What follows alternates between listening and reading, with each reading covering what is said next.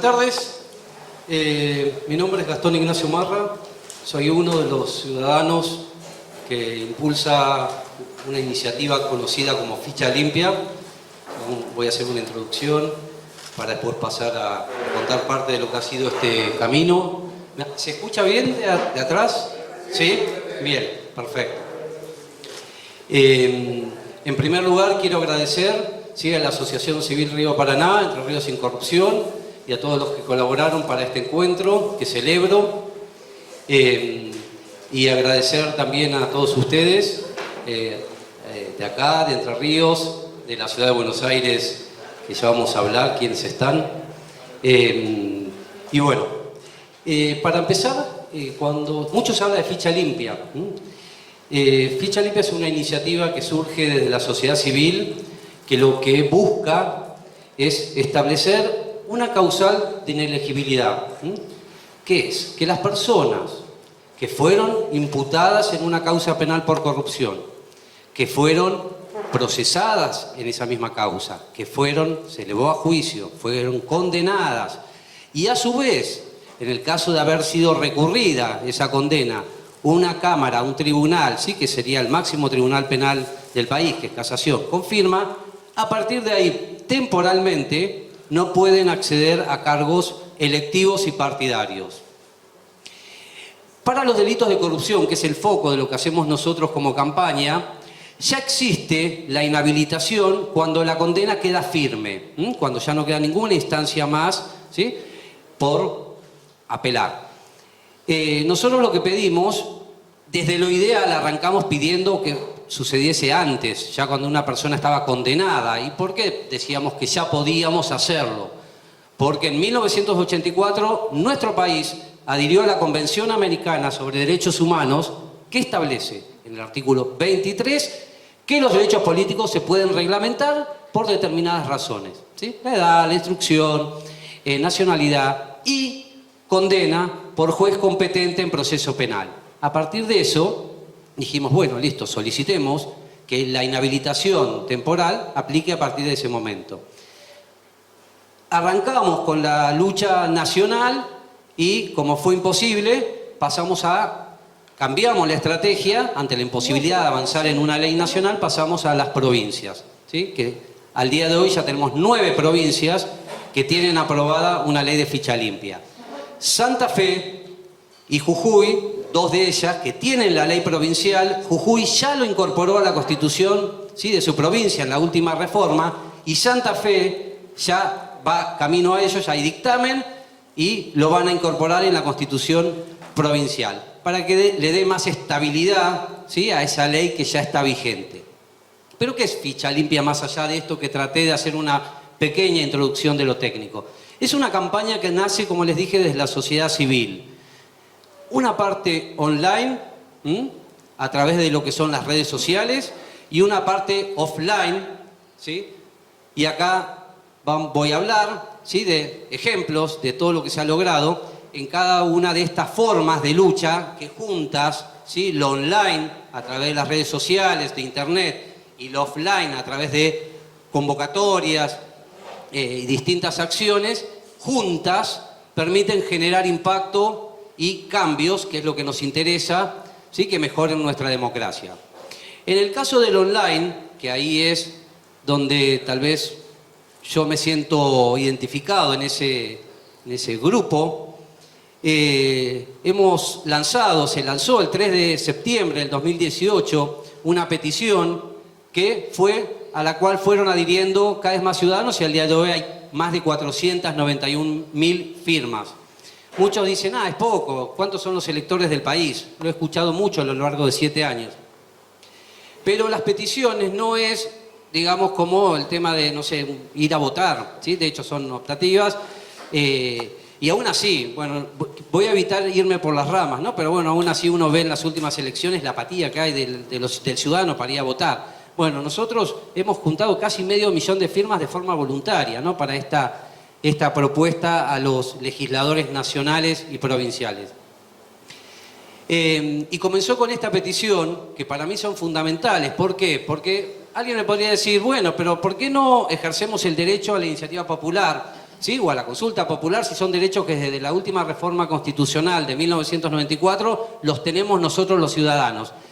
Bueno, esa fue la pregunta que yo me hice cuando arranqué. Me contacté con la gente de la Defensoría del Pueblo de la Nación y me dijeron, lamentablemente, el derecho a la iniciativa popular no se puede ejercer porque desde el diciembre del 2009, que renunció el último procurador de la Nación, dentro de lo que es el circuito, establece una parte que recae en la cabeza, en la figura del procurador, el hacer algunas comprobaciones antes de hacer el lanzamiento de la juntada de firmas.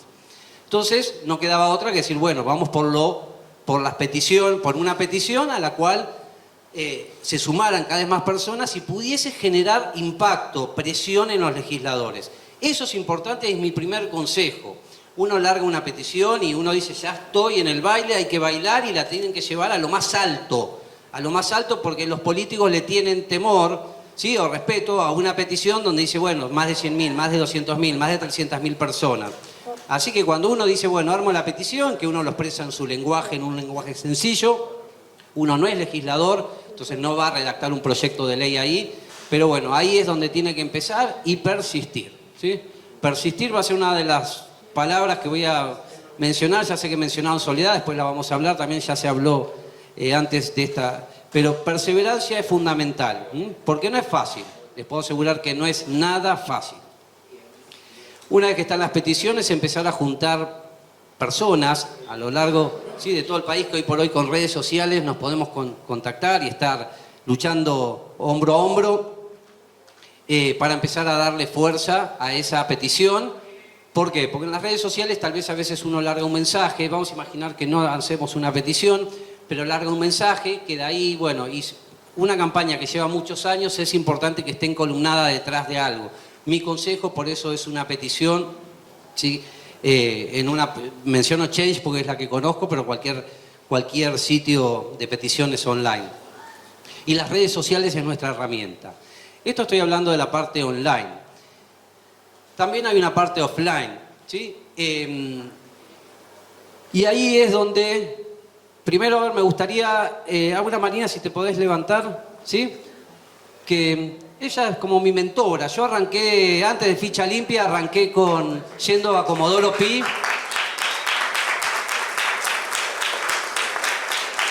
En representación de ella, todo el equipo de mujeres ejemplares, que es el equipo republicano. Pero hace muchos años, me acuerdo que Aura me dijo, venite a Comodoro Pi a las 19 horas, no me lo olvido más, habrá sido hace 12 años, no, 10 años. 19 horas, mucho frío, mucho frío. Ese día éramos 6 ahí, en el medio de Comodoro Pi, que cuando tuvimos que volver, yo dije, acá nos roban porque era todo oscuro, no me olvido más. Y voy a hacer una confesión, ese día yo dije, esto no es para mí, ¿sí? Lo offline, ¿sí? El movilizarme. Y por eso le hice parar a Aura, porque es un ejemplo, hace 11 años que lucha, ¿sí?, junto a todo un equipo que lidera en lo que es el offline, el ir, concurrir. Y así es que estuvo cuando hubo que defender al fiscal Campagnoli, a la ex fiscal Cecilia Goyeneche, cuando tiene que mantener viva la memoria del fiscal Nisman y en muchísimas causas más.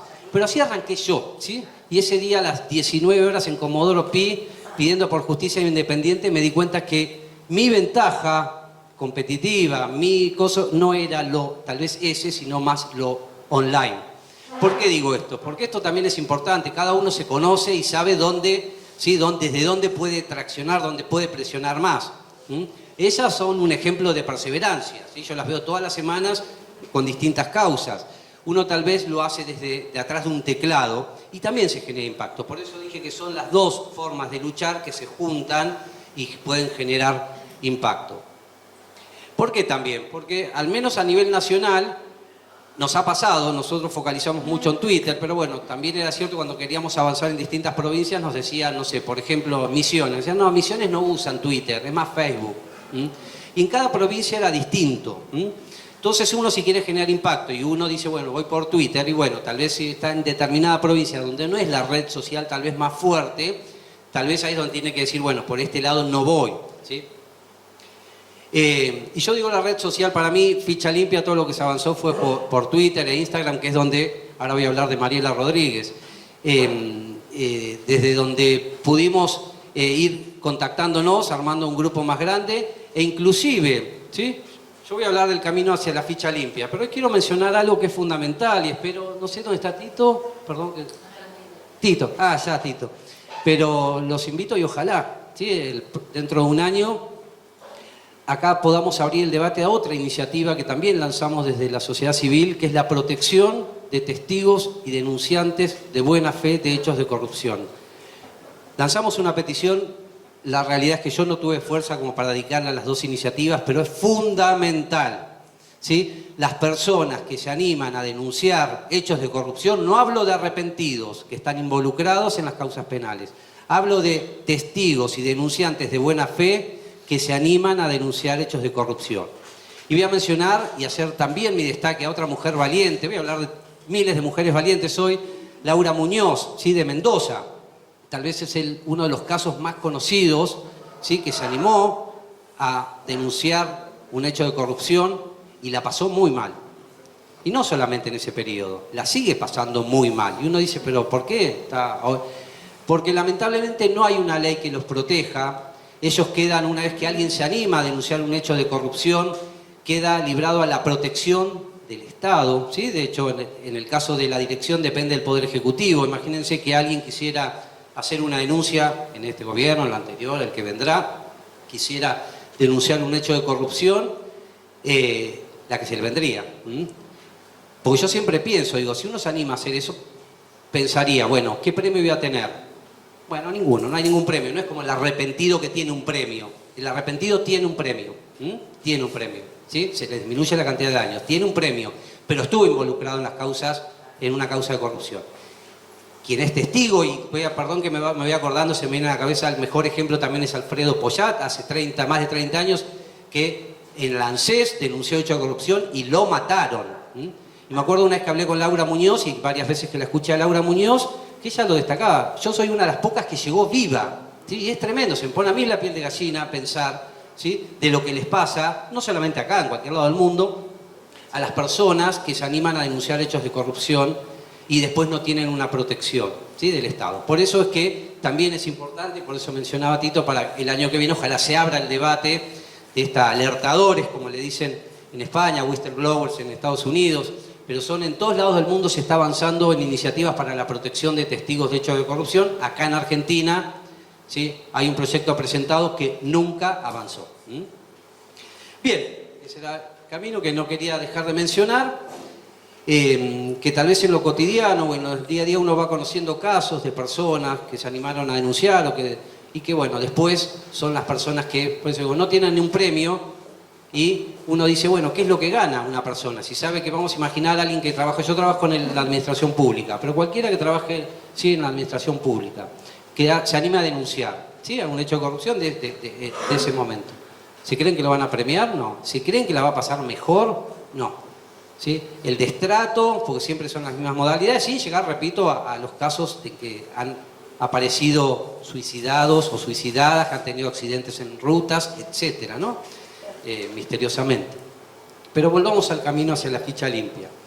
Y yo había dicho que había una parte offline y puse en cabeza de Aura Marina, ¿sí? Para representar a muchas mujeres y hombres que las acompañan en esta iniciativa. Y acá en Santa Fe está muy difícil, me acuerdo hace unos años, avanzar con ficha limpia, muy difícil.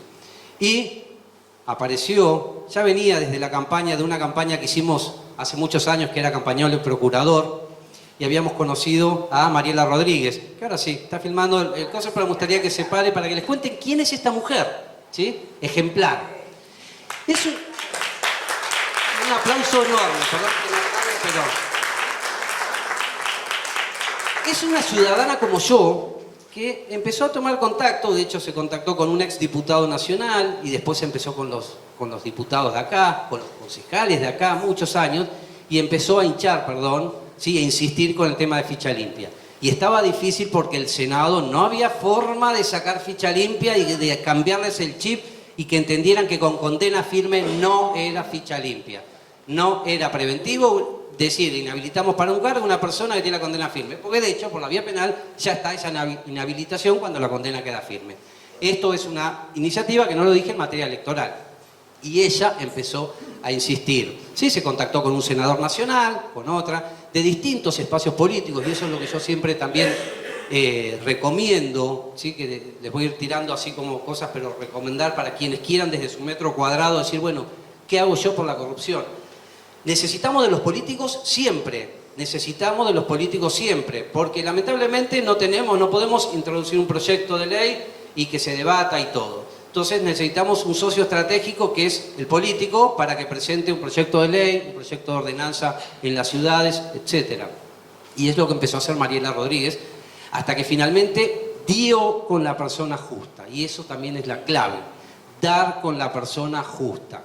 A nosotros nos pasó, a mí me pasó, en determinada provincia donde 4 años estuvimos todos los días pidiendo. De hecho, Mariela viajó a esa provincia, también a acompañarnos en esa lucha. Y era imposible, hasta que finalmente encontramos, ¿sí?, la clave el año pasado, a final de año, en diciembre, con encontrar quién era la persona de la política que podía mover todo para que finalmente se lograra. Y así es, bueno, estoy refiriendo a Córdoba, y así fue que finalmente, a final de año, logramos, ¿sí?, de que Córdoba y también Río Negro, bueno, sancionaran esta iniciativa para los cargos, ¿sí?, provinciales. Para lo que sea cargos provinciales, gobernador, vicegobernador, diputados y senadores provinciales. Y eso Mariela es lo que logró.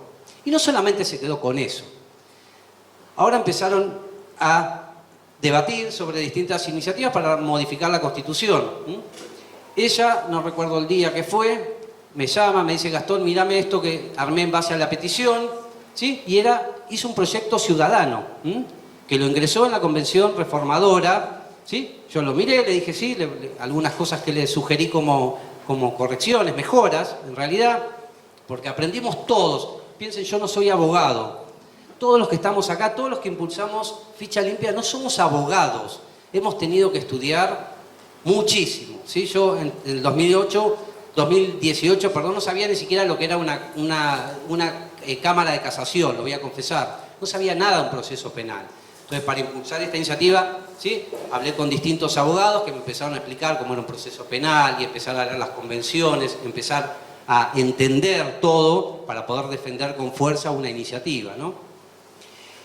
Y Mariela presentó ese proyecto en la Convención Reformadora, que ya tiene dictamen, me lo comentaba ayer una diputada nacional, que ya está el dictamen para que se incorpore, como les dije, en la Constitución, y que seguro va a ser, ¿sí?, va a ser el logro concretado. Así que bueno, también quería Mariela, sí, que tanto ha hecho, no solamente por su provincia, sino por Córdoba, por Ciudad Autónoma de Buenos Aires, donde no podemos lograr la ley de ficha limpia, ¿sí?, etc. Y ella ha viajado con mucho esfuerzo, como hacen las admirables del equipo republicano, con mucho esfuerzo viajan a cada lugar para apoyar y poder generar eso que menciono de lo también offline.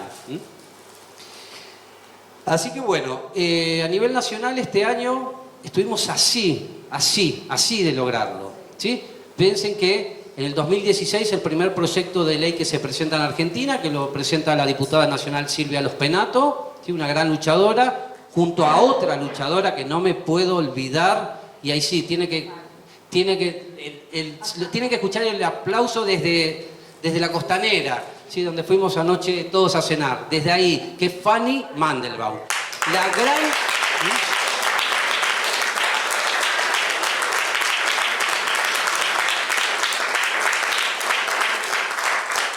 Ustedes no imaginan, ¿sí?, no imaginan lo que ha hecho esa mujer por Ficha Limpia, ¿sí? No imaginan. Hicimos, es más, ahora ya que les mencionaba el caso de cuando viajamos a Córdoba, ¿sí?, el esfuerzo yendo a Córdoba para tratar de lograr de que se pudiese concretar la ley, ¿sí? Mariela caminando por la calle, Fanny ese día media descompuesta, el esfuerzo que hemos hecho y que ha hecho Fanny, ¿sí? Muchos la habrán visto cuando fue el día de la votación del Senado, que como no nos dejaban entrar al Congreso, nos dijeron, bueno, vengan a tal programa. Y bueno, fuimos a ese programa con Fanny y que también estaba Silvia. Y a mí me quedó algo de Fanny, que voy a tratar hoy de ser fuerte y no emocionarme en ningún momento, pero el año pasado Fanny tuvo un determinado problema de salud. Y una vez cuando se empezó a debatir en la Cámara de Diputados, ella no pudo ir y mandó un mensaje, ¿sí?, diciendo que ella, por favor, ella ya creía que se iba a ir y no iba a tener la ley. Yo eso, cuando vi eso en la comisión ese día, me caí, pero internamente con algo, y ese día me dije, voy a ser muchísimo más terco de lo que he sido durante estos 7 años. Y por eso también era que ese día, cuando ya se había logrado el objetivo en diputados y pasábamos a Senado, que fue un logro, aunque todos digan, no, Gastón, no fue un logro. Fue un logro porque nosotros sabíamos que pasaba a diputados y Senado, como venía la composición desde siempre, era imposible meter el tema en comisión, ¿sí? Y ahí tuvimos a una mujer también, valiente como Alejandra Vigo, que presidía la comisión y dijo, entra ficha limpia, ¿sí? Y lograron el dictamen, ¿sí? Alejandra Vigo, senadora nacional por Córdoba. Así que para mí yo siempre trato de quedarme con lo bueno, ¿sí? Agarrarme de lo bueno, y por eso digo que lo de Senado fue un logro, más allá del desenlace temporal, porque nunca se había pasado del 2016 que Silvia había presentado el proyecto, nunca se había podido debatir en recinto de diputados. Debatir. O sea que ya el año pasado logramos el debate, logramos la sanción de diputados, logramos el dictamen en comisión del Senado y logramos que 36 senadores, se necesitan mayorías especiales, o sea, necesitamos 37, acompañen esta iniciativa. Los votos los teníamos, ¿sí? Como es de público conocimiento, 2 senadores nacionales por Misiones, se dieron vuelta a último momento, previamente se habían comprometido a apoyar la iniciativa de forma pública, y esa noche, a último momento, recibieron un mensaje y cambiaron, ¿sí? su voto, el sentido de su voto. Todos quedamos mal, como alguien me dijo ese día, a los días, Silvia Los Penato me dijo, Gastón, alguien me dijo esta frase que a mí me ayudó mucho, y yo la sigo teniendo como cabecera desde ese día. La dijo un cura que era brasilero o algo así, pero es el mensaje. Lo importante, y después lo pueden googlear, somos soldados derrotados de una causa invencible. Y me encantó, y al día de hoy, y no solamente por ficha limpia, sino para cualquier tipo de cambio que se quiera hacer en materia de corrupción, que es tan difícil, ¿sí? Y lo saben en primera persona, acá muchas de las personas que están presentes, ¿sí? El caso del ejemplo que conocí también, ¿sí? Y me decían las chicas cuando viajaban para acompañar a Cecilia, ¿sí? Y siempre, perdonen los hombres, ¿no? Pero siempre yo digo, en todos estos temas de lucha contra la corrupción, ¿sí? Por lo general, ¿sí? Son mujeres las que van, ¿sí? De hecho, lo de ficha limpia han llevado la bandera desde otros ámbitos de la política, mujeres, ¿no? Y el periodismo, que también estuvo, también es fundamental.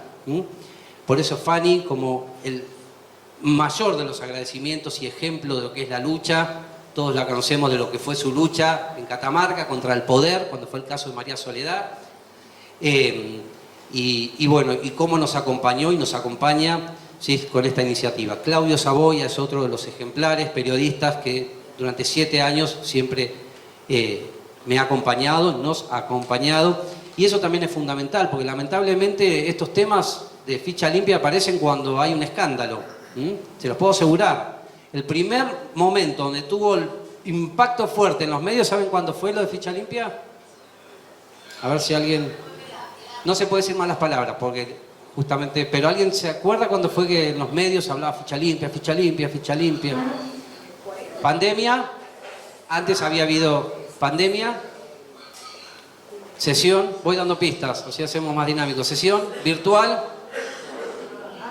Sí, no digan la palabra, ¿sí? Del diputado, y ahí quedamos.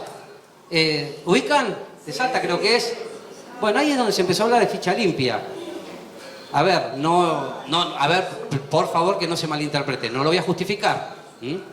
Lo que hizo en una sesión de Senado un representante, ¿sí?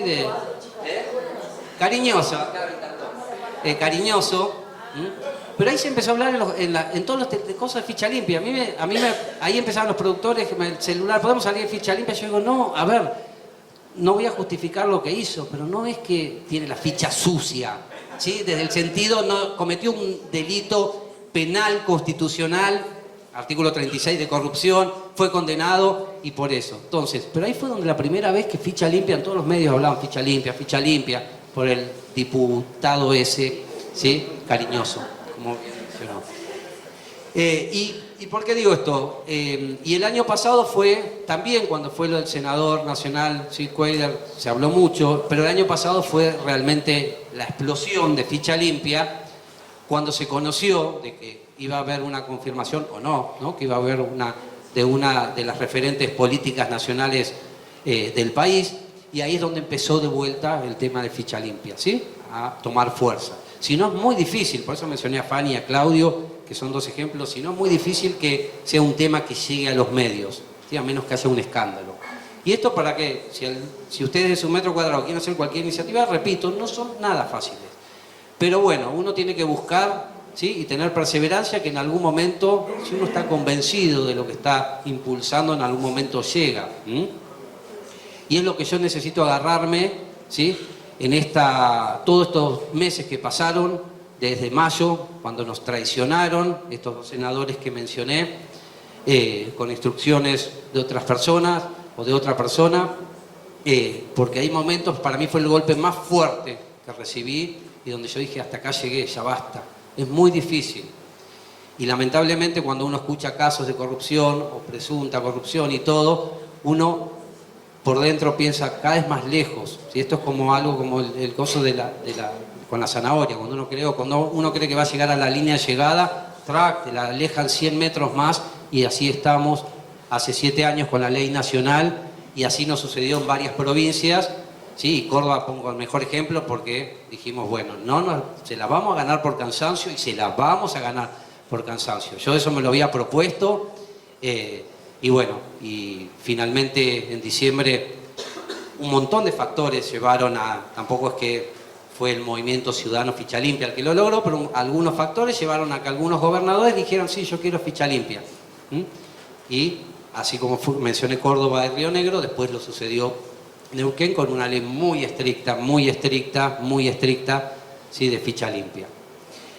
Así que bueno, esto es parte del camino, sí, yo quería contarles, después cualquier cosa, lo que quieran saber o todo, creo que no me olvido de nada de lo que es más importante. Sí, agradecer a quienes no mencioné, que nos están mirando desde Twitter, desde YouTube, ¿sí? Roxana, vi que estaba, bueno, que había conectadas ahí pero bueno, muchos que están desde YouTube o en el Instagram, que estamos haciendo esto acá nosotros offline y ellos online, así que estamos haciendo algo con todos los que siguen, ¿sí? Siendo parte de esta lucha por la Ficha Limpia, y Mariela está transmitiendo, así que mi agradecimiento también a todos los que están en Twitter ahora en este momento, porque esto, si no fuese por la sociedad civil, esto ya hubiese pasado, estaría bajo tierra no sé cuántos metros. Esta causa sigue adelante por la lucha de la sociedad civil, ¿sí? Y a todos ellos, desde lo más profundo de mi corazón, siempre mi agradecimiento. Yo les pido que confíen, les pido que sigan confiando en mí. A veces hay cosas que uno tal vez no puede expresar, pero yo voy a seguir insistiendo hasta que tengamos la ley nacional. Y lo vamos a lograr seguro. Muchas gracias. Buenas tardes, muchas gracias a las organizaciones que prepararon este encuentro por la invitación. Celebro que tengamos este diálogo social entre personas que provenimos de distintos ámbitos, y esta es también mi casa porque es la sede de la asociación que integro, de la Asociación Civil del Museo de la Constitución, así que me siento entre amigos. Lo que yo preparé para compartir con ustedes es un poco el recorrido de mi experiencia en los distintos espacios en los que me he desenvuelto a lo largo de la vida, de la larga vida que tengo. Y quisiera plantearlo desde lo general a lo particular. Los procesos de corrupción no son solamente situaciones que requieren dos sujetos, dos entidades, o al menos un sujeto, una entidad y por otro lado el Estado. Yo estoy convencida que un proceso de corrupción requiere la intervención de muchísimos agentes, la mayoría dentro del ámbito estatal, pero también es importante la participación ciudadana para poder hacer efectivos no solo este proceso que celebro de garantizar a quien denuncie de buena fe no tener el derrotero que tuvieron otros, sino porque fundamentalmente creo que es la esencia ciudadana, la participación, el debate democrático y peticionar a las autoridades para tener una mejor calidad democrática. En ese marco general, nosotros sabemos que no es un problema solo de la Argentina, sino que en muchos lugares del mundo la democracia está siendo hostigada y abatida, y hay muchos autores en la academia que hablan de la debilidad del sistema democrático.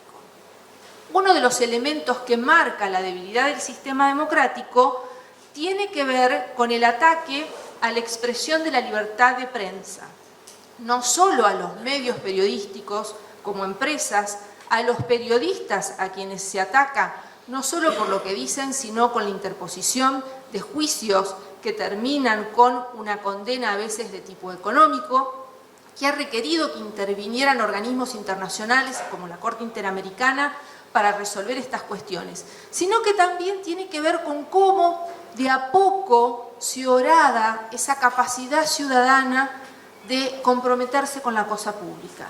Y un ejemplo de ello es la escasa participación ciudadana en las elecciones, que entiendo ya fue abordado en otros estados de este encuentro. ¿Cuáles son los elementos, dado este diagnóstico que parecería ser un diagnóstico desagradable, que no es novedoso lo que estoy diciendo? Carlos Santiago Nino, en este librito maravilloso que se llama Un país al margen de la ley, lo traje para mostrárselos. Este libro me lo regalaron hace muchísimos años y está muy usado. No lo puedo mover mucho porque se desarma, pero lo quiero entrañablemente como quiero la Constitución, que creo que es el libro más importante para todos los argentinos.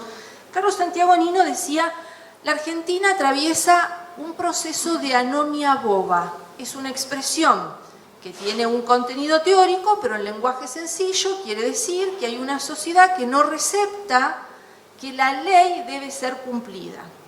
Cuando yo era muy pequeña, hace mucho tiempo atrás, mis maestras de la escuela primaria me decían que mis derechos llegaban a donde yo podía, pero empezaban los derechos de otros. Y me parece que esa expresión, que es muy sencilla y que es muy fácil de transmitir a toda la ciudadanía, no importa el nivel de comprensión intelectual que puedan tener, creo que todos tenemos derechos y todos tenemos el deber de peticionar a quien sea, a las autoridades fundamentalmente, para que esto pueda ser efectivo.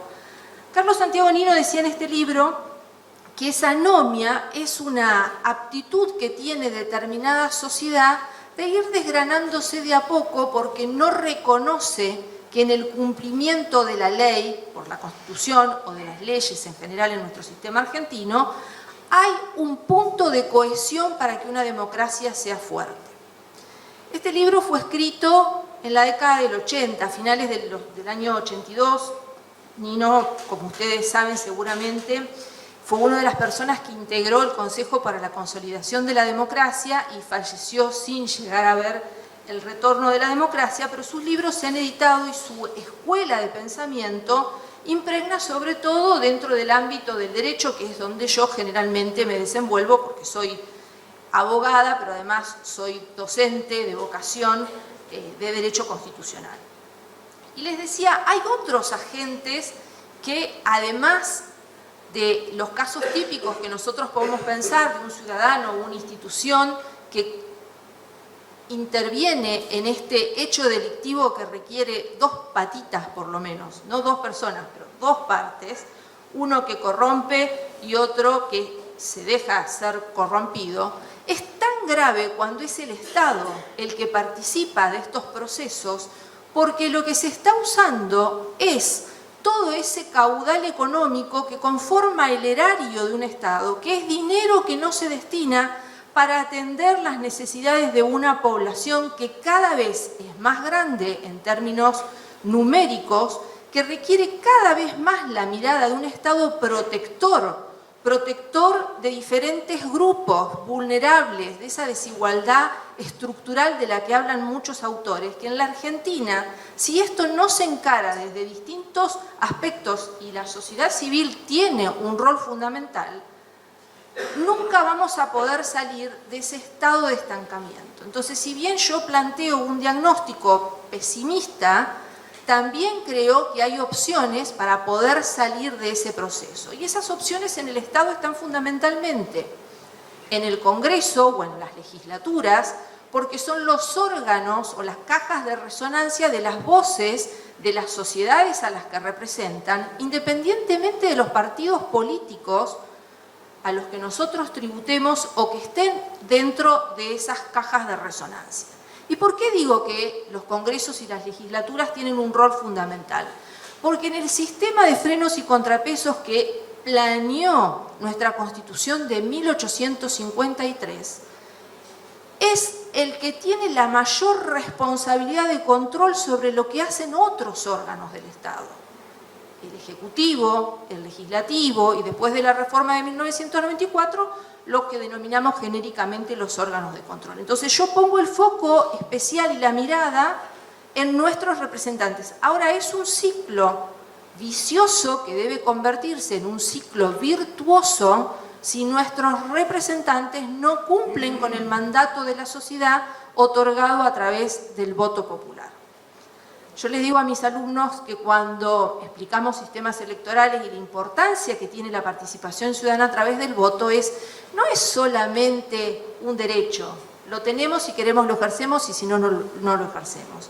Es el único momento, cada 2 años o cada 4 años, en los que nosotros participamos de la conformación de los órganos del Estado de manera activa.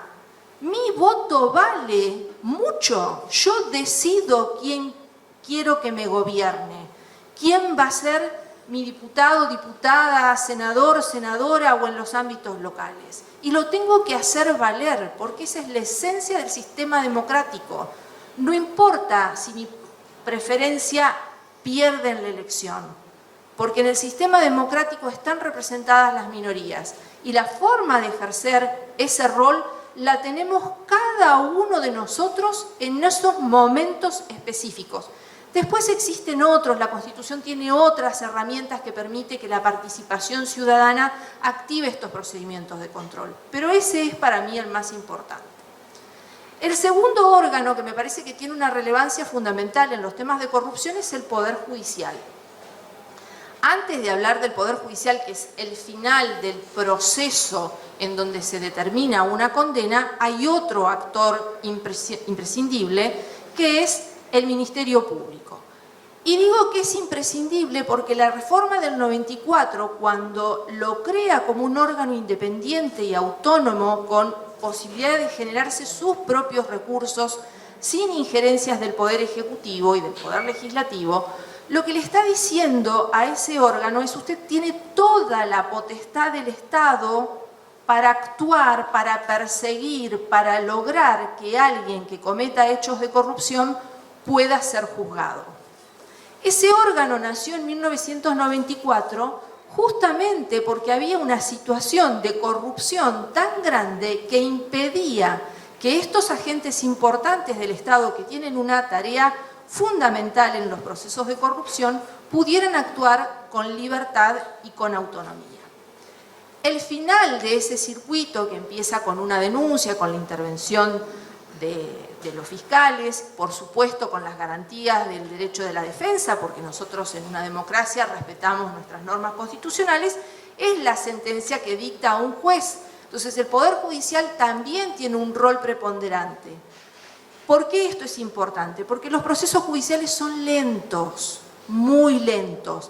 ¿Hay elementos para producir cambios? Sí, por supuesto, nuestra provincia ya incorporó el sistema de juicio por jurado, que es una modalidad que permitiría que más rápido se pudieran resolver las cuestiones, así como se modificó el Código de Procedimientos Penal para salir de un sistema inquisitivo a un sistema acusatorio que permitiera separar la forma de decidir, porque antes el mismo juez que decidía si era culpable o inocente una persona era el que producía la prueba, el que la policía llamaba y le decía: detecté tales o cuales cosas. Entonces, esa separación de roles y funciones, que está muy clara en el orden nacional, empezó a estar un poquito más claro en la provincia de Santa Fe, también a partir de un caso específico que tenía como imputado a un juez, pero por un hecho de la vida civil, no relacionada con su función judicial. Es el caso Fraticelli, que es sumamente conocido. ¿Quiénes son los otros sujetos? Bueno, y acá empieza a tallar alguien que no es de la estructura del Estado. Es la sociedad, somos todos nosotros. ¿Qué podemos hacer nosotros como actores principales en un proceso democrático para garantizar que haya cada vez menos hechos de corrupción? Claramente soy, como el Cándido de Voltaire, un poco ingenua, pero sé que la corrupción existe en el mundo. Pero en algunos países como el nuestro y en otros es más difícil que en otros que esos casos lleguen a tener una condena firme. Entonces, la sociedad civil tiene un rol fundamental en distintas situaciones, en el voto, en la participación, acompañando iniciativas como la de Ficha Limpia y ojalá que tengan mejor derrotero las próximas, porque entiendo que el sistema penal argentino nunca ha tenido en cuenta la situación de la víctima, fundamentalmente, pero en este caso, que también quien pueda llevar adelante una denuncia está en esa posición de vulnerabilidad porque conoce los hechos a raíz del vínculo que tiene con los o los sujetos que intervienen en el proceso de corrupción. Quiero seguir con un cierto orden. ¿Cuál es el rol que tiene el gobierno como tal, genéricamente, pensándolo? Yo voy a hablar especialmente de la provincia de Santa Fe, porque es donde yo vivo y donde trabajo, y creo que, sin perjuicio de que soy consciente de que faltan muchas acciones, la provincia de Santa Fe ha avanzado en algunos pasos importantes que tienen que ver con la participación ciudadana. Fundamentalmente programas como el programa Timbó o bien dicho sería la tecnología 5.0 aplicada al Estado, que tiene que ver con no solo los procedimientos digitales que permiten la transparencia, sino la celeridad en la que los ciudadanos pueden obtener una respuesta del Estado. La creación de una secretaría que habilita a que la ciudadanía presente peticiones de información pública, que tiene plazo para los funcionarios de cumplimiento expreso. Y fundamentalmente quiero contarles que la provincia de Santa Fe, creo que es la única provincia hasta ahora, tiene una ley, la 14.246, que es el Sistema de Inteligencia y Análisis para la Prevención del Delito.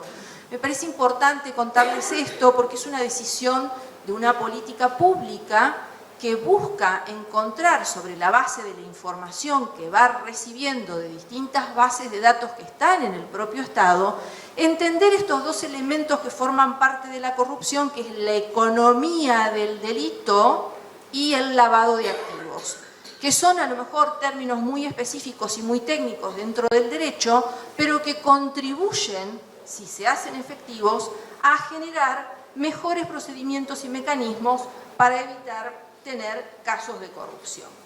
Bueno, había anunciado una serie de cuestiones relacionadas con estos actos, pero sí me parece importante decir que ese problema que planteaba al inicio voy a cerrar porque viene el intendente, ese problema que planteaba al inicio de esa anomia boba tiene soluciones. La solución la da también Nino al final del libro, voy a leer textualmente lo que dice. Dice, hay que expandir el debate público y este es un foro de debate público, hay que revitalizarlo, hay que sostenerlo en el tiempo, así que felicitaciones a los que lo generan.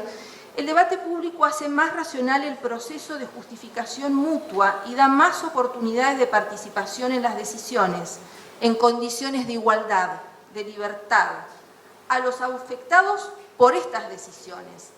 El lema argentino debería ser el más opuesto al de los corregidores coloniales. Aquí la ley se discute, pero se cumple. Diríamos, aquí la ley se cumple, pero también se discute.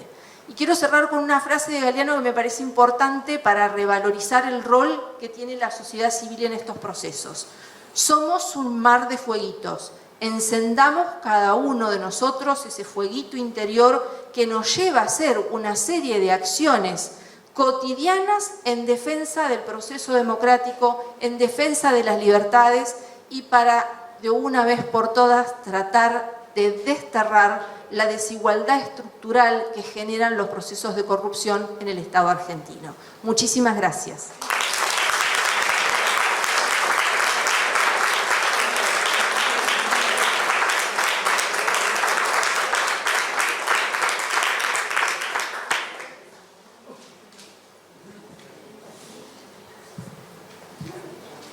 No va a entrar ahora. No, después de tu intervención. Listo. Bueno. Buenas tardes. Ahí hablo fuerte, sí. Mi nombre es Eloísa Quintero. Agradezco esta invitación aquí en la Asociación Civil. Más cerca. Gracias. Parezco locutora. Bueno, es un gusto compartir con los compañeros. Gracias por la invitación. Yo he trabajado en distintos sectores, pero también con sociedad civil, ¿no? Soy paranaense, soy entrerriana, pero he vivido mucho tiempo en México, donde trabajé y sigo trabajando para México, para Colombia, para Guatemala y Perú, en temas de corrupción. Y en temas macro, ¿sí? En temas macro criminales, todo lo que es a gran escala. Y cuando definimos la corrupción, ya lo hizo muy bien el fiscal hace un rato, a mí me gusta destacar lo siguiente, que en la corrupción se da una tríada, esos múltiples actores que hablaba Mariela, para mí se dan en una tríada, y esa tríada es lo público, lo privado y el crimen organizado. Es un triángulo que siempre está presente. Y frente a ese triángulo, también nosotros tenemos otro triángulo para conversar. Considero que en ese triángulo están los agentes del sistema de justicia, fiscales, jueces y demás, el periodismo, que es el cuarto poder, por eso se lo llama así, en otro de los vértices, y la sociedad civil. Y ese triángulo tiene que trabajar de manera conjunta, ¿sí? Porque así como la tríada de la corrupción no se puede explicar solo por los funcionarios, o solo por el crimen organizado, o solo por, digamos, el sector privado, también nosotros no podemos trabajar de manera descoordinada, ¿sí?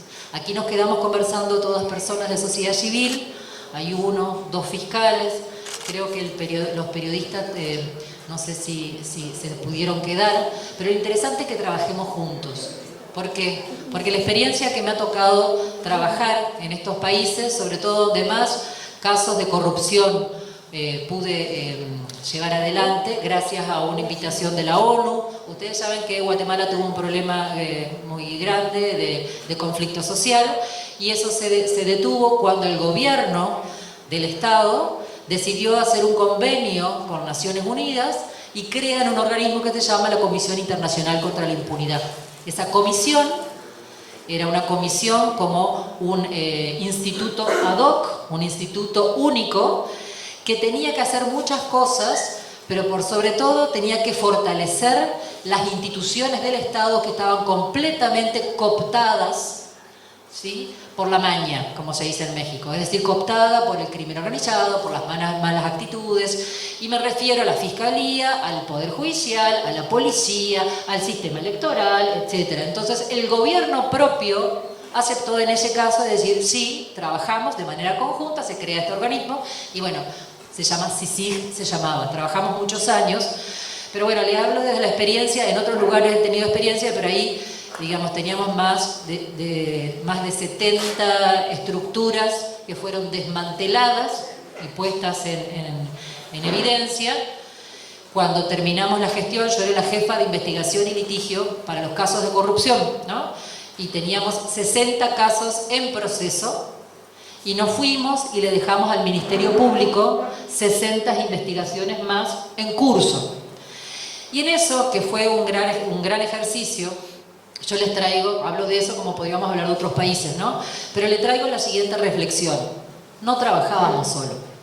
Ahí puedo hablarle como un rol, no era fiscal, pero yo hacía, junto con el fiscal, todas las investigaciones, la recolección de la prueba, podíamos tomar denuncias, recibir elementos, todas las facultades que tenía el fiscal, por autorización constitucional, etcétera, salvo las que requieren autorización judicial, y ahí hablábamos con un fiscal y pedía el allanamiento, pero lo organizábamos todos juntos. A mí me tocaba organizar allanamiento de 70 lugares en el mismo tiempo, ¿para qué? Para que no se vaya la prueba de la corrupción, etcétera. Pero no trabajábamos solos, trabajábamos con sociedad civil y trabajábamos con periodistas. ¿Por qué? Hoy a la mañana hablaban los colegas, por eso me hubiera gustado y quería intervenir, pero había tantas intervenciones que dije, bueno, doy espacio al resto de las preguntas. Uno de los periodistas decía, de manera muy correcta, que a veces dicen que su función es rastrillar entre la basura y a ver qué podemos sacar, ¿no? O fiscalizar lo que está haciendo el Estado. Yo coincido con eso. Parte de la función es fiscalizar. Pero el periodista también hace algo muy, muy importante. Nosotros en justicia decimos verdad, justicia y reparación. 3 palabras claves. El periodista me ayuda en la verdad. Porque si yo hago una buena investigación y llevo el caso como fiscal y logro lo que quiero es que eso se comunique, porque la verdad no la cuento solo yo. ¿Sí? ¿Y quién mejor para contar la verdad que el periodista, que tiene otro lenguaje, que tiene otra cercanía, que tiene otra forma para hacer? Entonces nosotros trabajábamos con ellos, incluso también en la colaboración de prueba, siempre con respeto a la secrecía de la investigación, por supuesto, pero no sacábamos un caso, o sea, le digo que teníamos 60 casos macro ya en tribunales. Y casos grandes, casos de millones de dólares, donde, como bien decía Luciani, es todo un problema de derechos humanos, ¿sí? Casos grandísimos que lo único que uno ve es que la gente ya no tiene salud, que la gente no tiene transporte, que la siguen matando porque el transporte público es malo, etc. Pero el periodista estaba ahí, porque también el periodista tiene otra función, y por eso me parece que tenemos que trabajar de la mano. Nosotros podemos investigar, tenemos los elementos, etcétera, pero las pruebas, no soy yo el que tengo mis peritos, yo el que tengo, no tenemos que trabajar tan solos como investigadores y hago el mea culpa, sino que viene la información de afuera, ya voy a hablar de sociedad civil, y cuando viene esa información de afuera, como son fenómenos macro, yo tengo 2 opciones como investigador.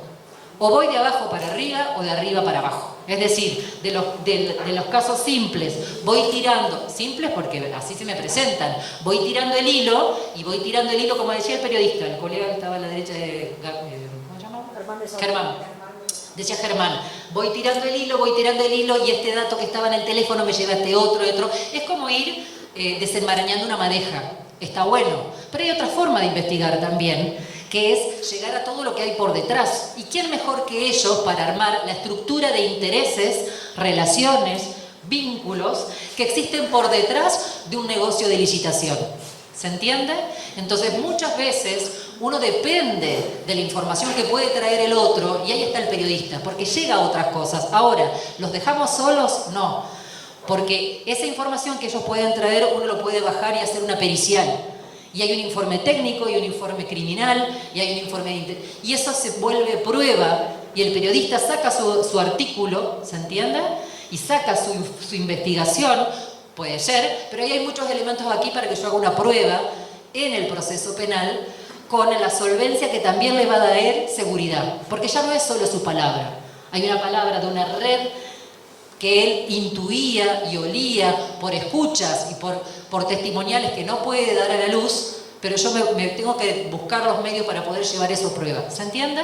Entonces, el vínculo, por eso digo, más allá de rastrillar, más allá de señalar, porque todos señalamos, el periodismo de investigación es buenísimo, y eso lo plantearon acá, pero también su papel de comunicador de lo que hace una de estas puntas del triángulo contra la corrupción, que es el sistema de justicia. El sistema de justicia es un triángulo, ¿sí? Y el otro triángulo es la sociedad civil.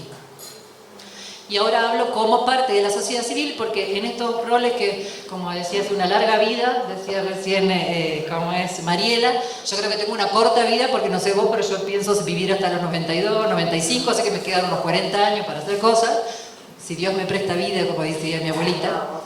Entonces, todo lo que nos falta para hacer, también uno trabaja con sociedad civil.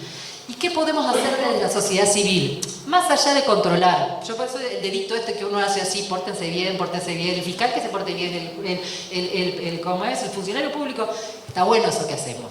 Y hay que reclamar. Pero también, les hablo de la experiencia de México y la experiencia de Colombia.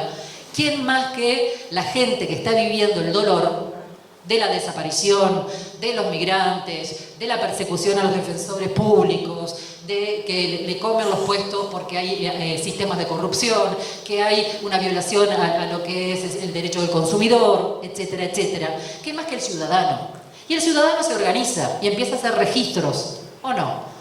Entonces, es ahí donde entra academia, técnica y demás para decir, bueno, trabajemos con sociedad civil, porque sociedad civil puede hacer muy buenos registros. Yo trabajo mucho eso en Colombia y en México. Esos registros que lo va haciendo sociedad civil, la Asociación de Madres Buscadoras de Personas Desaparecidas, la Asociación de Migrantes, el colectivo de... Pues cada uno lo hace como puede, ¿no es cierto? Pero si lo hace con un asesoramiento técnico, eso sirve de elemento de prueba para muchas cosas. Sobre todo en contextos en los que a veces no tenemos los medios, porque políticamente no es el mejor momento, para presentar una denuncia o para sostener una denuncia, por las razones que sean. Por ejemplo, seguridad, o porque se van a ir contra el fiscal en este momento, ¿sí? Entonces, nosotros trabajamos con funcionarios, pero también trabajamos con empresarios. Un ejemplo particular, en Quintana Roo, ustedes, viste, todo el mundo viaja a Baja California, a Quintana Roo, a Playa del Carmen. Si yo digo Playa del Carmen, todos conocen. Bueno, no saben el desastre que hay en esa zona, en muchos ámbitos, pero sobre todo por el tema de las extorsiones. Y entonces, ¿qué hicieron? Se agruparon los empresarios, eso es también sociedad civil, ¿sí? Y los empresarios dijeron, bueno, vamos a hacer un fideicomiso, vamos a apoyar al Estado y vamos a apoyar con las investigaciones. ¿Cómo son esos? Porque ahí el crimen organizado extorsionaba a todo el mundo y extorsiona a todo el mundo, pero eso genera mucha inseguridad para todos. Ustedes van a viajar a México, los que tengan la oportunidad, pero atrás de todo eso hay mucho dolor en ciertas cosas. Y bueno, se armó un registro tal y cual, y después vinieron a trabajar con nosotros.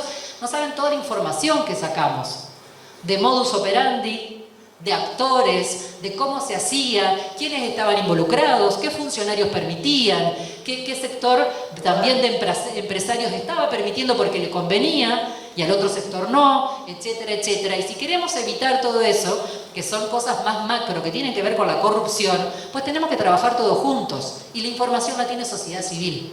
Y sociedad civil también es empresa, también es empresario, ¿se entiende? Entonces, yo creo, esta es una mesa de sociedad civil, entonces voy a revelar un poquito de eso, creo que tenemos mucho para hacer. Y lo primero que podemos hacer es, ¿por qué también no aportamos en ese enfoque técnico, asesorado, un enfoque técnico, asesorado, que pueda dar otro tipo de información científica para que lo agarre un fiscal y decir, esto, trabajado y corroborado por un perito, ya es prueba? Pero tengo toda una base de datos a disposición. ¿Somos los primeros en hacerlo? No. Hay muchísimos países que ya lo hacen. Yo trabajo con Colombia en otras cosas. Ustedes saben que Colombia tiene un organismo que se llama la JEP, Justicia Especial para la Paz, que es la que juzga como hablo muy rápido, un sistema paralelo a todos los de las FARC, ¿sí? Todos los de las guerrillas y todo ese periodo, y también funcionarios del Estado. Se armó una justicia especial para la paz. ¿De dónde viene la información que ellos han procesado para llevar adelante? Hoy tienen 11 macrocasos, con miles de víctimas. La información viene de los informes que hacía en su momento la Fiscalía, pero de los informes que hacía sociedad civil. Apostemos a eso. Esa es mi invitación. Apostemos a los informes sombra, con seriedad científica. ¿A qué me refiero? Que yo lo documento como si fuera un fiscal. O sea, yo cuando ahora estoy trabajando en sociedad civil, lo documento igual que sea un fiscal. No puedo pedir un allanamiento, sí, pero podemos hacer muchas cosas. Hoy tenemos mucho acceso a la información y esos informes sombras no saben para todo lo que puede servir. ¿Me explico? Entonces, el papel de sociedad civil también puede ser eso. Y ese papel también tendría que trabajar con periodismo y con la otra tríada del informe. ¿Por qué? Porque corrupción vamos a tener siempre. Discúlpenme que sea tan evidente. Y crimen organizado vamos a tener siempre. ¿Por qué? Porque esto es algo innato de que... ¿Cuál es la otra tríada? Yo parezco que todos son triángulos, pero para eso... por lo pronto salí de lo dicotómico, que todo es A o B, ¿no? Bueno, la otra tríada para mí, básica de la corrupción es... Hay un interés, una licitación, un campo que se vende, digamos, una gran obra pública, lo que ustedes quieran. Sale el interés. Cuando sale el interés, es la oportunidad económica para muchos, buenos y malos, que somos todos los mismos. Acá no hay buenos y malos. Hay gente que ve oportunidades. Esa es mi forma de ver, ¿sí? Y dado el interés, ahí viene la otra punta del triángulo, se dan las oportunidades. Alguien tiene que dar la operatividad y la coercitividad de eso, es decir, cómo lo llevo adelante y cómo lo hago efectivo. Cuando se combinan estas tres, ahí hay carnita, como dicen los mexicanos, ahí hay carne como para hacer corrupción, ¿sí? Y todos entramos en eso. No es que esto es cuestión de los malos del crimen organizado o aquellos los corruptos. Entonces, si queremos, siempre va a haber interés, oportunidad y operatividad. Tenemos que ver cómo controlamos lo más posible para que no sea tan fácil, para que no sea tan burdo, para que no sea tan masivo. Pero siempre va a haber interés. No sé si me explico. Entonces, la única forma es que no hay que dejar solo al sistema de justicia, ni tampoco hay que dejar solo a la sociedad civil, ni tampoco hay que dejar solo al periodismo. Me parece que tenemos que trabajar de la mano.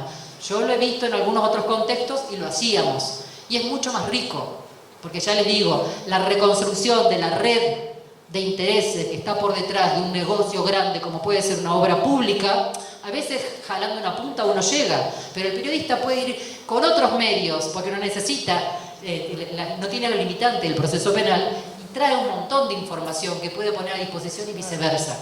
Y después se hace la investigación correspondiente. No sé si me expliqué. Entonces, esa es la propuesta.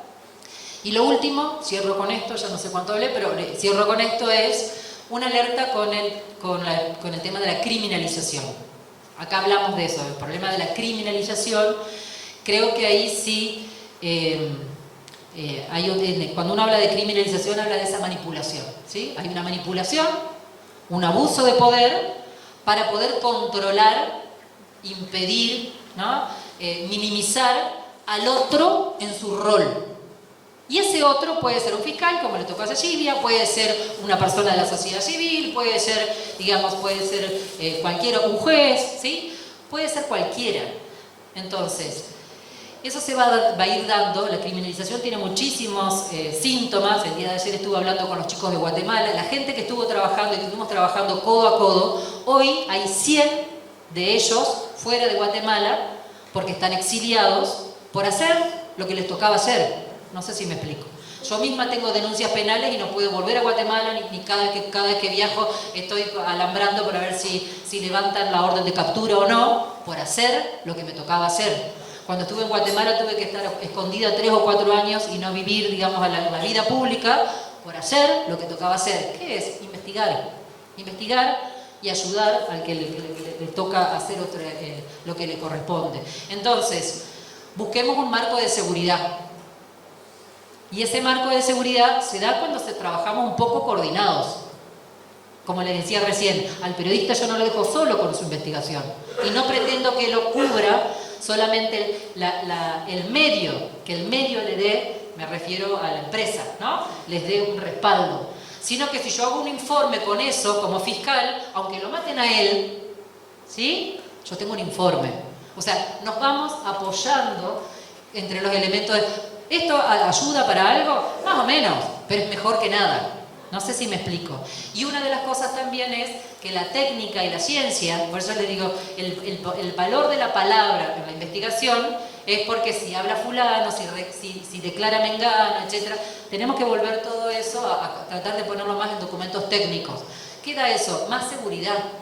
¿Más seguridad quién? Al sistema, ¿sí?, de justicia, al que habla, al operador, fiscal, juez o lo que sea, porque si lo desaparecen, si lo compran, si lo callan, pues acá hay 3 o 4 pruebas que lo respaldan. A ver, díganme ustedes, si yo soy médico, ¿sí? Este es el ejemplo básico, no sé si me logro explicar, pero el ejemplo básico es, si yo soy médico y digo, él es mi hijo, él es mi hermano, vamos a decir así, ¿no? él es mi hermano. Y lo dice el médico. ¿Por qué? Porque lo digo yo. ¿Qué dice el médico? No, mire, te hice un ADN. ¿Sí? Y el ADN dice que él es mi hermano. ¿Hay necesidad de matar al médico? ¿Se entiende? Entonces, el apoyo de la ciencia y de la técnica es un factor de seguridad.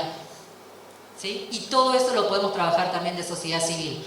Porque aquí tendría que haber ingenieros, técnicos en sistemas, académicos, y no solamente abogados, y no solamente gente interesada, porque ellos son los que nos dan, desde la sociedad civil, una ayuda también para la corrupción.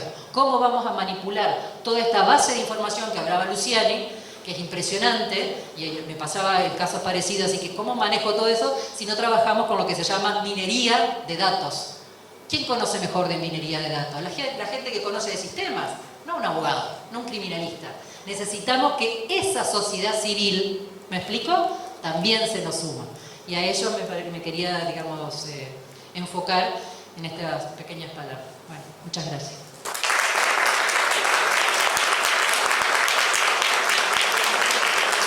Bien, muchísimas gracias.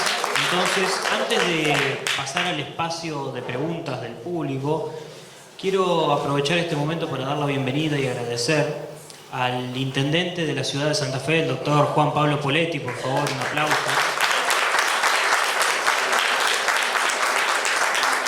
Es muy importante tenerlo aquí presente en un congreso de esta magnitud, ¿no? Así que bueno, sin más preámbulo, vamos a pasar a las preguntas. No sé quién tiene alguna pregunta para este panel. Levanten la mano.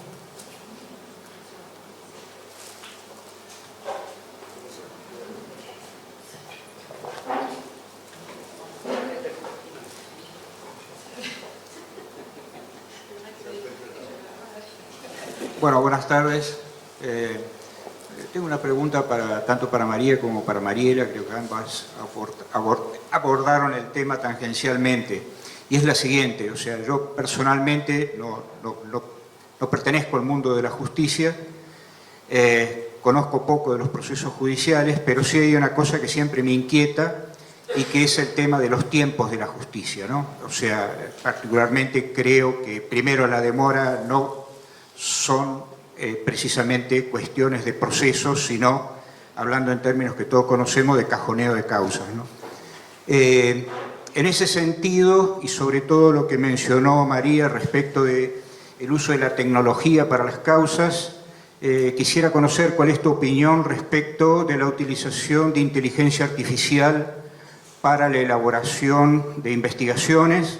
Y bueno, ya también hay ejemplos a nivel internacional de la redacción de draft de sentencias. Entonces quisiera conocer si, en tu opinión, eso sirve para hacer las causas un poco más asépticas y menos influenciables.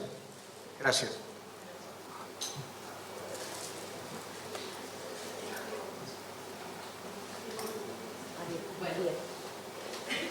Respecto de gracias por la pregunta, de inteligencia artificial, ¿no?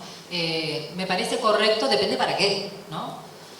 Primero que es una herramienta, como herramienta no hay problema. El problema es que la herramienta, digamos, haga el trabajo de otro que tiene que producir como una sentencia completa. Eso es muy distinto, ¿no? Eso sería mucho más cuestionable. Ahora, la herramienta sí se usa y se viene usando. Lo que pasa es que cuando uno tiene que manejar grandes volúmenes de información y esos volúmenes no pueden ser analizados por una cabecita, ni por 5, 6, 20 cabecitas, porque es tal el volumen de información, uno lo baja a base de datos. Esas bases de datos se pueden trabajar con lo que se llama ingeniería de datos, o data mining, que es y eso trabaja con una especie de inteligencia artificial. Y hoy eso se ha ido potenciando. ¿Para qué? Porque tengo dos cosas, dos formas de trabajar, como le decía recién. O jalo la punta de lo que creo, o miro imagínense que es un Excel, ¿sí? Una base de datos básica, un Excel, y a ver qué me muestra y pongo algunos filtros. O le pregunto, lo pongo bien, es técnica pero es fácil, que así lo trabajamos nosotros, y le hago las preguntas correctas a la inteligencia artificial para que me muestre lo que yo no veo. Dígame los vínculos que hay, que tienen relaciones parentales. Uno hace las preguntas correctas para que la base de datos maneje, pero no es una base de datos, eso es parte de inteligencia artificial. Entonces hay muchas formas de acelerar ciertos procesos de análisis que no le quiero hacer sacar conclusiones de quién es autor o quién es no sé qué, no, que me muestre comunes denominadores, que muestre cosas y cuando las muestra, imagínese usted que esos fueran como foquitos de color y esos foquitos de color, me dice, esto me genera curioso, va otra pregunta y puedo reconocer redes, puedo reconocer modus operandi, puedo reconocer puntos de riesgo, ¿me explico? Entonces, utilicémoslo en ese sentido, sobre todo para recoger, hablaban hoy a la mañana de perfiles, ¿sí? Y tú hablabas también del tema electoral, y es muy importante, porque ¿cómo cómo trabajábamos la perfilación? Yo soy netamente abogada, parece que sé de técnica, pero no, esto es más Pero ¿cómo trabajamos los perfiles criminales de alguien? Bueno, buscando el papá, la mamá, dónde trabajaba, tiene causas, no tuvo causa, eso es perfilar a alguien, ¿vio? Pero o sea, hoy, como podemos usar la inteligencia artificial, yo puedo hacer perfilaciones mucho más interesantes, porque lo que me interesa saber es cuáles son sus redes sociales no de link, sino realmente cuál es su red de contactos, red de intereses. ¿Por qué? Porque una persona, por ejemplo, que estudió en en un colegio militar o trabajó no sé qué, tiene contactos con personas que tienen estos puestos, que trabajan en inteligencia, que tienen acceso a esta información, me empieza a mostrar un montón de cosas que digo, esta es una persona interesante para este puesto de funcionario público, o es una persona peligrosa para este puesto de funcionario público. ¿Me explico? Entonces, la inteligencia artificial nos puede ayudar muchísimo para ese tipo de cosas, como la perfilación. Hablábamos recién de perfilación de candidatos lo podríamos usar un montón. Nosotros en México estamos haciendo, yo vivo en Paraná, ¿no? Yo hablo de eso, pero yo vivo en Paraná y viajo mucho y trabajamos, y estamos haciendo perfilación con una ONG de estos candidatos que hablaba Luciani, que son los candidatos a puestos de jueces. Se iban a reemplazar más de 5.000. Hoy se reemplazan 2 y pico, votados por el pueblo. Que tenemos que perfilar para ver, por lo pronto, los más peligrosos. ¿Quiénes son esos? ¿Sí? Entonces, para todo eso puede utilizarse la inteligencia artificial, que es la parte buena. Como toda herramienta, tiene también una parte mala, la parte del vago, para que hagan el trabajo que yo no quiero hacer, ¿no? Que me redacte un pedazo, que me redacte una sentencia, que me redacte una demanda, ¿no? Y ahí, bueno, tenemos que tener otro control. Completo su interesante pregunta respecto del proceso judicial. Las formas son importantes, los procesos son formas, están en leyes, cumplir las leyes es importante. ¿Qué es lo que sucede en una sociedad que evoluciona? Va viendo qué más se puede hacer para que ese proceso que empezó siendo tan largo pueda ser cada vez más corto y haya una respuesta del Poder Judicial a la sociedad más rápido. Eso está dicho así y es técnica, es una interpretación. En el medio estamos las personas que operamos en ese sistema. Las partes en el proceso, los abogados que intervenimos en el proceso y la estructura del Poder Judicial, hoy yo me refería al Ministerio Público, pero digamos, hay una estructura de otras personas que contribuyen. Es difícil cambiar las prácticas.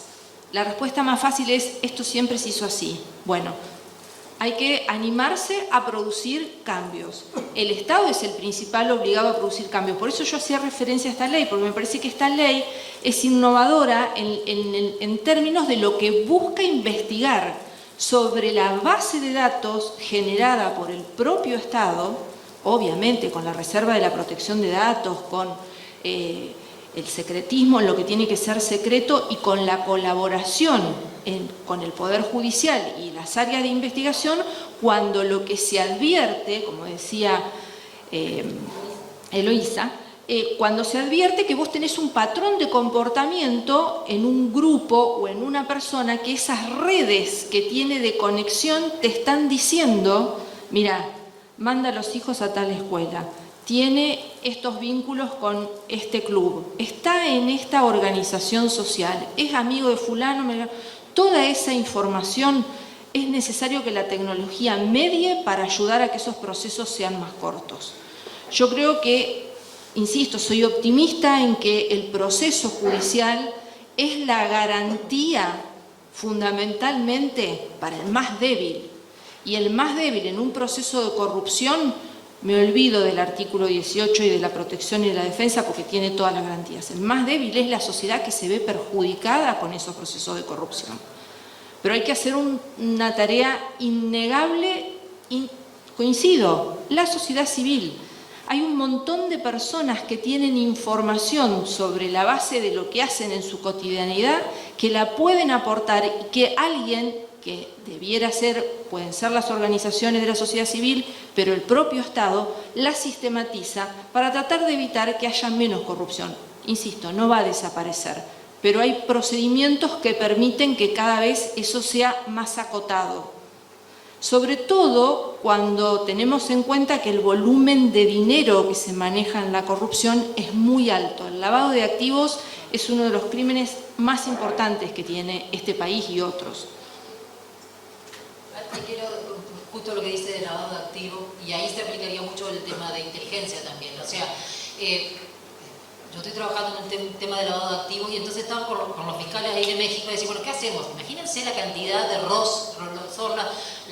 los reportes de operaciones sospechosas, ¿sí? La cantidad de reportes de operaciones sospechosas que le llega a un fiscal, si cada fiscal acá tenemos un montón de trabajo, más en esa sociedad que son 120 millones de habitantes, con un manejo de un volumen de mercado que es mucho más grande que el nuestro. ¿Quién lee todos esos reportes? Nadie. Porque no hay cabecita para eso, no hay. Y bueno, si logramos que alguno de esos reportes de operaciones sospechosas puedan ser bajadas a una base de datos, también hay que interpretarlo. Alguien tiene que ponerse, entonces ahí entra la inteligencia artificial. Y decir, a ver, necesito darle algunas pautas para decir, cuando el reporte tenga esta característica de este sector, o por lo pronto agarro un rubro y digo medio ambiente, porque es el problema más grave, o licitaciones, o, ¿se entiende? Y entonces pongo a la inteligencia a trabajar, porque si no, ¿qué hacemos? Todo eso queda muerto por ahí, en una base de datos, o en una cajuela de recepción, y nadie lo analiza, ¿me explico? ¿Y qué hacemos con eso? Tipologías. ¿Para qué? Para hacer las cosas más rápidas. ¿Qué son las tipologías? La forma más común, por ejemplo, de lavar dinero. La forma más común, más habitual y más repetida de generar corrupción o de generar actos de que quieran burlar al Estado en el municipio.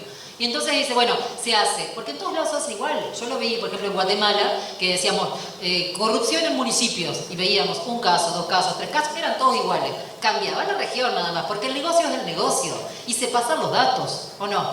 Entonces uno absorbe la modalidad, y entonces cuando viene el fiscal, viene un poco de prueba y dice, mira, acá tengo 2 o 3 plantillas, o va para acá, o va para acá, o va para acá, porque huele ya a la tipología 1, a la tipología 2, y ya por lo pronto me da líneas de investigación. En vez de jalar la punta del ovillo, no sé si me explico, en vez de jalar la punta y ir tirando de la punta del ovillo, veo que ya tengo una tipología, una forma de cometer ese tipo de delito, y digo, esto va por acá. Y largo líneas de investigación antes de encontrar esa punta que puede ser, por ejemplo, un teléfono donde está toda la información, y voy ganando tiempo. No sé si me explico. Entonces hay metodología para empujar un poquito la investigación. No quiere decir que sea magia, pero bueno, tenemos que empujar estos procesos que son eternos, pero son nuestros, ¿no? Una pregunta para Gastón Marra. Para mí es muy importante cuándo vuelve el proyecto de ficha limpia como proyecto legislativo nacional y conseguir los 2 votos misioneros que nos votaron en contra. ¿Qué le parece a usted? ¿Cuándo volverá? Respuesta corta, el 2 de enero del 2026. Respuesta larga. Cuando estos proyectos, como implican reforma en materia electoral, requieren mayorías especiales. Cuando es rechazado, que fue lo que sucedió este año, no se puede volver a tratar. Muchos dicen, ay, voy a decirlo así, lo que uno lee en las redes. Dice, ahora que Cristina está presa ya no les importa más ficha limpia. No tiene nada que ver, nada que ver. Si no seguimos con la ley nacional es porque fue rechazada por una de las cámaras y hasta el año próximo no se puede volver a tratar. De hecho, yo ya tengo en conversación para el 2 de enero, ¿sí? Y digo el 2 de enero, que son sesiones, va a ser sesión extraordinaria donde solo el Poder Ejecutivo tiene la facultad de presentar proyectos. ¿Sí? El último proyecto, que fue el que se trató, lo presentó el presidente Milei. O sea que yo tengo toda la fe que el 2 de enero del 2026, y cierta información, 2 de enero del 2026, ahí vamos a estar. Y acá algo de contexto. 8 provincias renuevan cargos a senador nacional. 9 de los que se van, votaron a favor. 15 de los que se van votaron en contra. Desde el Movimiento Ciudadano Ficha Limpia lanzamos una campaña, yo de hecho estoy construyendo el sitio oficial, para informar, ¿sí?, lo que se llama el voto informado, para informar quiénes son los candidatos a senadores nacionales que se comprometen en serio, ¿sí?, lo más en serio posible, digo, porque cuando se trata de políticos te dicen blanco y después hacen negro, en muchos casos, me gusta la generalización, pero bueno, al menos que quede en un acta que yo llamé y puse en la página web, que dice con inteligencia artificial, y que se comprometen en esas 8 provincias. Ya tenemos uno que es el de Tierra del Fuego, ¿sí?, el senador Pablo Blanco del radicalismo, que ya votó a favor y es uno de los que pide renovar que va por la renovación, y él ya dijo: yo voy a firmar el acta para volver a votar en la misma. O sea que es lo que vamos a hacer este año, ya que no podemos tratar el proyecto, ver en estas 8 provincias, Chaco, Cava, quiénes son los candidatos para contactarlos, que es lo que ya empecé a hacer a través de las redes. El año próximo tendríamos oportunidad. Sí, yo lo veo como un pronóstico. No quiero ser, porque ya yo les dije a todos, confiar en mí, que iba a salir y después les fallé a todos porque no salió. Pero se va a dar también igual el año que viene. sí. Yo ya empecé como el pájaro carpintero, que a quien puede presentarlo, que repito es el Poder Ejecutivo, y la respuesta fue que sí. ¿Se entiende? Así que el 2 de enero ya, aparte, no, por nada. Gracias. Oye, una pregunta para Gastón también. Por acá. Gastón, Eloísa mencionaba una tríada en la que posicionaba al Poder Judicial, al periodismo y a la sociedad civil. Y hoy escuchamos que fiscales o jueces sufren amenazas cuando tratan de luchar contra la corrupción. También escuchamos o sabemos diariamente que periodistas también reciben aprietes. Entonces mi pregunta a vos, que venís hace tantos años con un proyecto tan importante y que hace la lucha contra la corrupción, es si has visto, si has conocido o si has sufrido en estos proyectos que vos impulsás amenazas o insinuaciones que te hagan desistir de ese proyecto.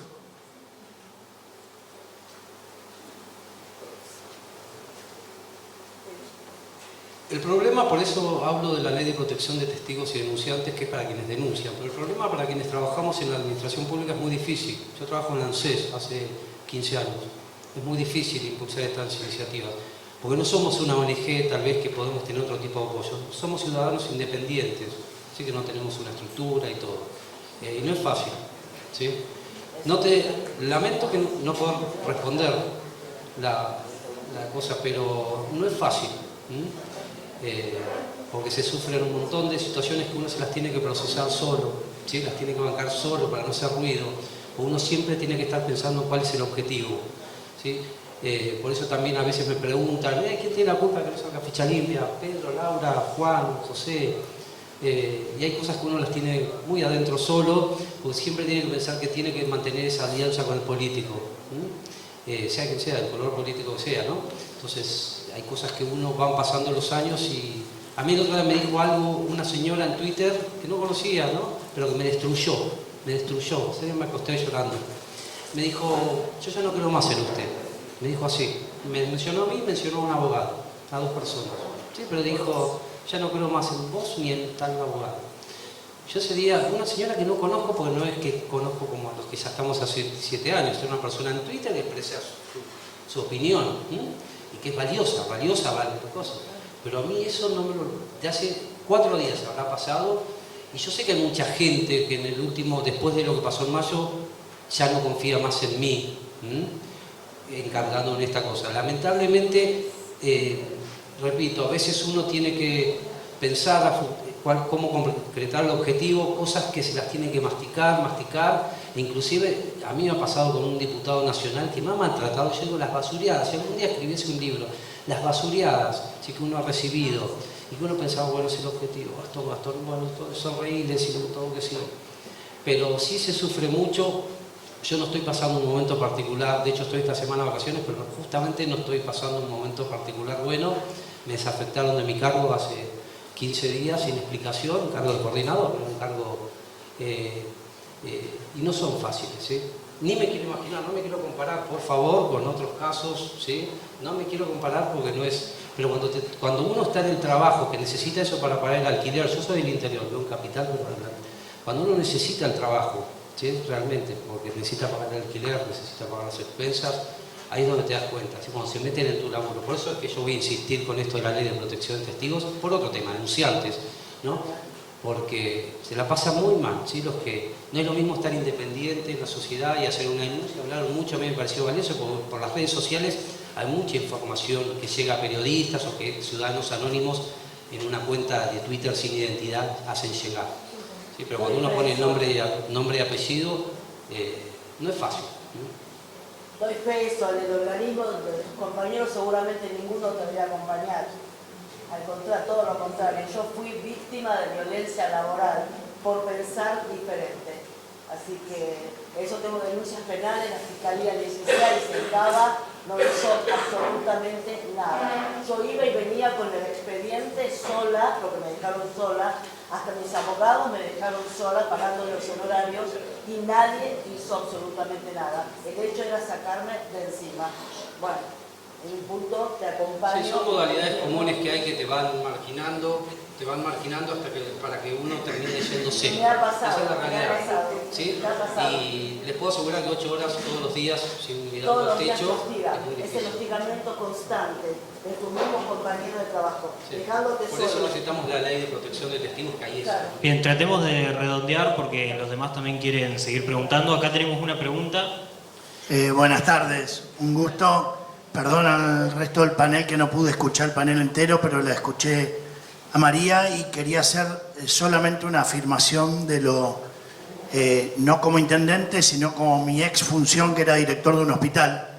Y cuando la escuché decir de la oportunidad y el interés, creo que está en el hecho y en esa oportunidad y no en el monto. A mí tuve una situación que marca esto, que una buena empleada me denuncia, viene en secreto, con miedo, de que había quedado una computadora abierta y había visto que de una licitación habían quedado muchos ítems vacíos porque no se había presentado nadie, y eso lo llevábamos por la necesidad del hospital a una gestión directa, que es la compra sin sobrecerrado, sino que hasta las 11 de la mañana tenés tiempo de presentar el precio y a las 11 se cierra y el menor precio se adjudicaba. Y había una empresa que nunca se presentaba a las licitaciones y se presentaba a todas las gestiones directas y ganaba siempre. Y ella venía sospechando y queda una computadora prendida y viene y me dice, lo enganché, tengo un empleado que le pasaba a las 11 menos 3 minutos la información del precio más bajo y él se presentaba con 10 pesos, 100 pesos, pongámosle lo que, de todos los ítems, 50 pesos más barato. Entonces siempre ganaba las gestiones directas. Bueno, yo, médico, no tengo ni idea de abogacía, dije, llamé a un juez, un pariente, y le digo, tengo esta situación, no la quiero dejar pasar, quiero ir por todo. Y me dice, mirá, aparte sos funcionario público, vos no la podés dejar pasar, tenés que ir a hacer la denuncia penal. Y lo que quería comentar, porque esto me llamó la atención, es que, digo, el hecho ya, yo lo tomaba como una corrupción, un corrupto y un empleado corrupto pero resulta que me hacía comprar más barato. Porque siempre era el menor precio.